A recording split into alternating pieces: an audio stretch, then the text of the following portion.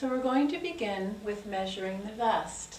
So for all you wonderful therapists, this is what we'll start with, and it'll help you to get really good measures. And so I'm going to have Van come out, who's one of our team here at Recovery Garment Center. And today I'm going to call her Vanna White, or maybe Vanna Vietnamese. Hi. Okay, so we're going to start with the vest here. And there are a couple of things that you want to remember, whatever style that you're measuring. The first thing is that we prefer measures in inches, and it's to the 1/8 of an inch. We will accept measures in centimeters, but we're stubborn and we do prefer inches.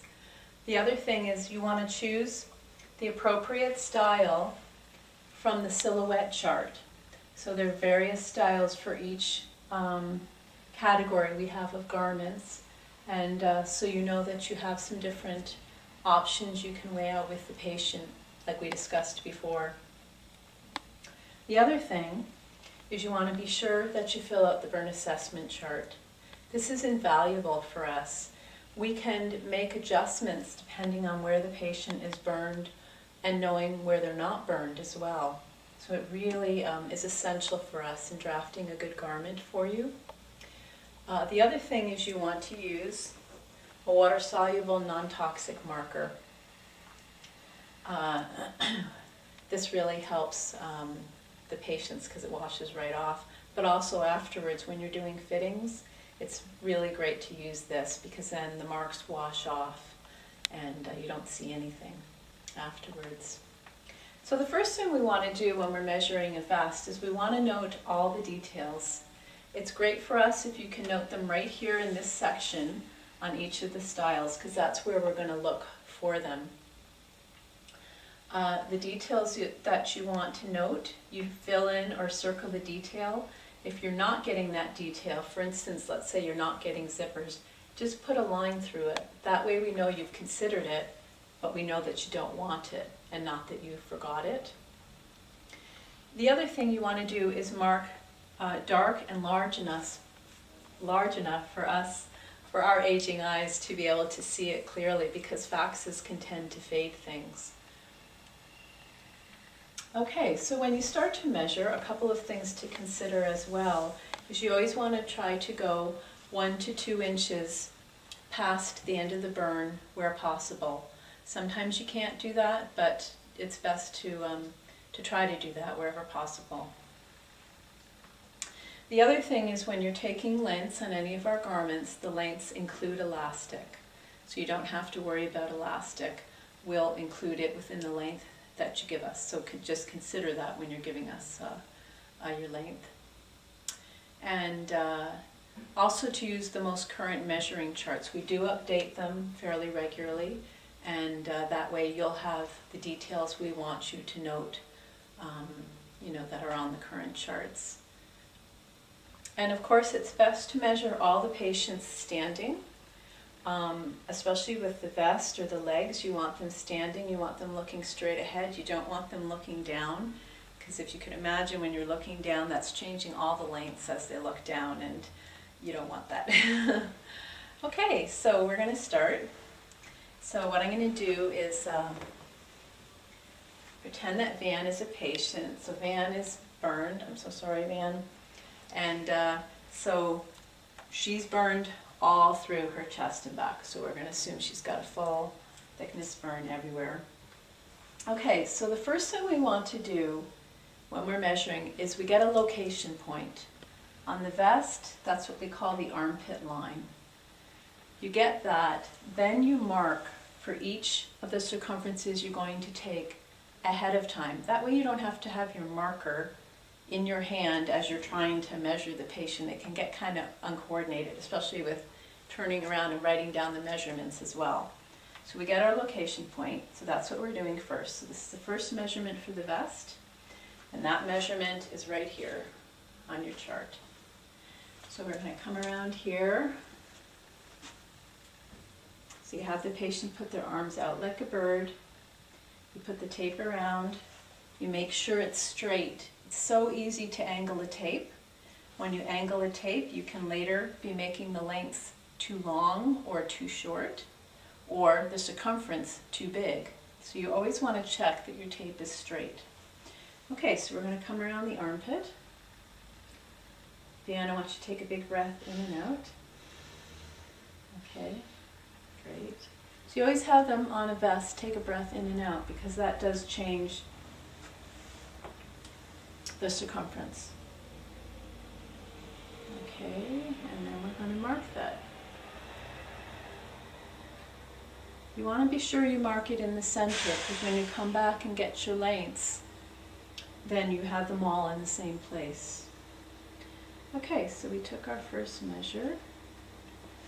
Okay, Dan, I'll have you hold that for a sec. Now we're going to note that here. Oops.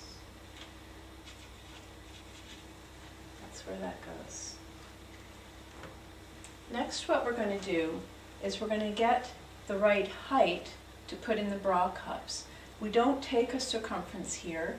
We get the proper circumference for boobs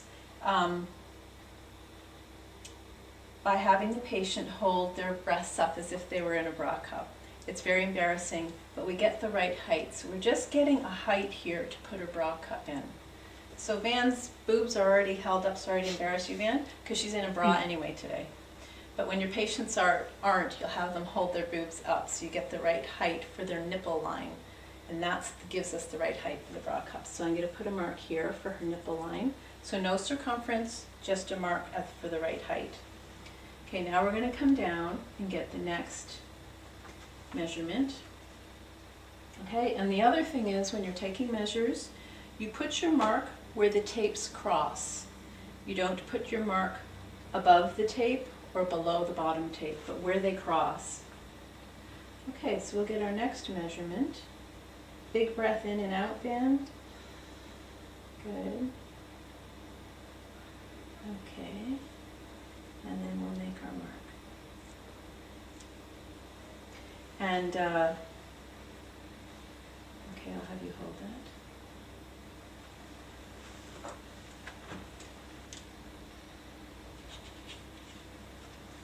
And of course, here I told you to make all your marks down the body and forgot to do it because I'm being filmed. So anyway, back to remembering to make all your marks first. And where's your navel? Yeah.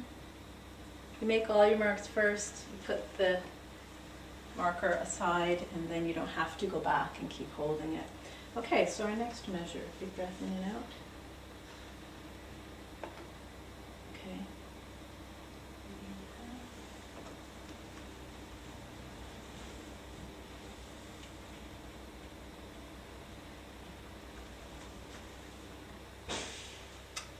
Okay, and then our next one. Make sure that's straight. Okay, big breath in and out. Ooh, okay. Okay, and then I'll come down. Have you hold it here for the next one.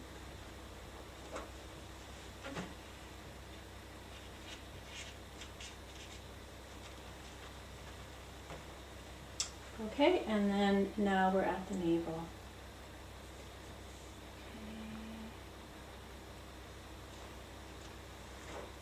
Note that here, which is 34. Okay, so we have all our circumferences are all written down here, and if you notice, I skipped the nipple line because we're only using that for a length. So now we're going to come back and get our lengths. Now one thing you want to consider is where to end the vest. You have different options here. Some women prefer it right at their natural waistline and quite short. If it's going to attach to pants, you want to end it right at the navel, and then the pants will come up to the navel and we'll have them overlap. Some people would prefer to just have a very, very long vest that they can tuck into their pants. So you want to weigh out those options and consider them. So the next thing we're going to do is come and get the lengths. Now, to get the lengths, you want to start with right at the natural base point of the neck, which often is the sternal notch. I'll do a neck circumference first, just to be sure about that spot. And when you do a neck circumference, you want the tape to fall just where it naturally falls around the base of the neck. Okay, actually I'll just use this marker.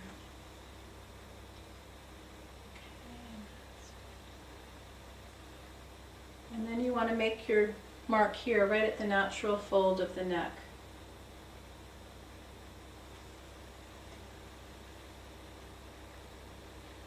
And you'll come back and use these later for the shoulder width. Okay, so now I'm going to get my lengths coming down. So I started the sternal notch. Now let's say you want a low neck. You still always start at the sternal notch. That gives a good locator for us. But you would note on here, low neck.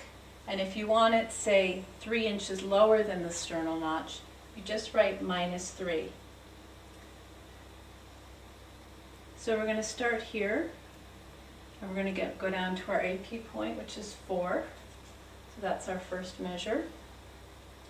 Okay, then 8 for a length for our bra cup. Then our next length, 10.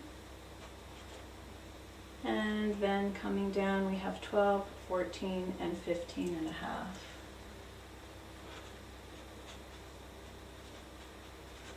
So now we've got our lengths. So let's say you've measured all this and now you decided, you know, I really should do a low neck. You could just come back here and say, yep, I'd like it about 2 inches down. So you just put low neck -2. We're going to drop it 2 inches from the sternal notch. Let's say the person does need a collar though. In that case, of course, you're going to give your full length here, the 4, and then you're going to decide how high to make the collar going up the neck. So you might want a 1-inch collar or a 2-inch collar, and you would note that in here by circling 2 or 1. 1/2 inch is just our standard ending for low necks. So we'll know that from you circling a low neck. Okay, so the next thing we're going to do is get our shoulder widths. And to do that, you have your mark for the corner of the neck already established from having taken that circumference. And now what you're going to do is come out and mark the acromial process point on the person. So I'm making a line going this way, and then I'm making a line coming down. That's in line with the back of the ear. So you're making sort of a corner mark like this, and then another one over here. So you have 2 marks. So that's getting the width from the neck to the acromial process point. And you do that on both sides. Man is being very patient, which, as we all know, is not normally the case, especially considering I'm giving her the blue dot disease, which Dr. Fish coined my measuring technique, leaving dots all over my patients' bodies. Okay, so now we're going to take the circumference, the length of the shoulder width. Generally, these 2 lengths should be approximately the same on the average person. You're going to write them in right here.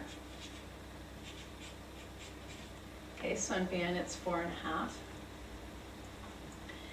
If they're different, you usually should see a physical abnormality. But generally they're the same. Okay, so now we're going to get shoulder width. That's coming right across here. And Van, if you want to just turn forward a bit. I don't know if the camera can catch. No, it can't. That's okay. So you want to get right from the corner mark that you made on each acromial process point. You're going to come across and measure that, and then you're going to tell the patient, don't move while I go from the front to the back, and you're going to just flip over and get the back one. Okay, so the front was 13.5, and that goes right here, above the shoulder point to shoulder point. The back was 14.5. And I didn't write in the neck circumference, how could I? So one other point, just to go back to the neck circumference, is when you take that, you're generally getting the circumference at the base of the neck. In some cases, the base and the top of the neck are quite different, especially if there's contractures. So there is another line here that you could put another circumference at the top of the neck if needed. Okay, so now we've got our shoulder width, we've got the basic breadth of the shoulder. Now we're going to come and get the axilla circumference. This is a very important measurement, and it's hard to get. It can be more variable than other measurements. So what you're going to do is bring the person's arm out to about 45 degrees. Get the tape so you're sure it's right through the armpit well. Then you're going to bring it about down to 15, and you're going to take your circumference, 16 and a quarter.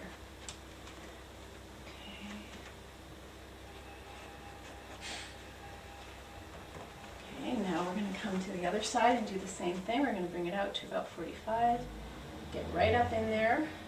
Sometimes on heavy people, it takes a little while to figure out what right up in there is. Okay, now we're going to bring it down to about 15 degrees. And we're going to get a circumference of that. And Van, you are so symmetrical. So we're going to put that right in here.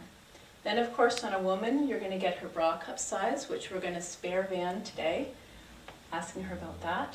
Of course, you want to not forget the color, so important.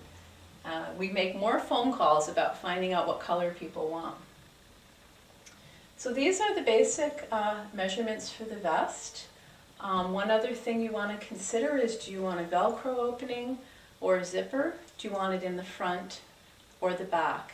Of course, you want to consider with doing it in the back, it will, with a person with limited mobility, make it easier for them to put it on in terms of just moving their arms forward to put it on. But they'll have to have someone help them close it in the back, so they will not have independence with the back opening. So we often do a front opening. And of course you want to weigh out with the opening. If they're going to be splinted, you want to be careful what kind of opening you have here. Sometimes we have to do a back opening if they're going to be having a neck splint.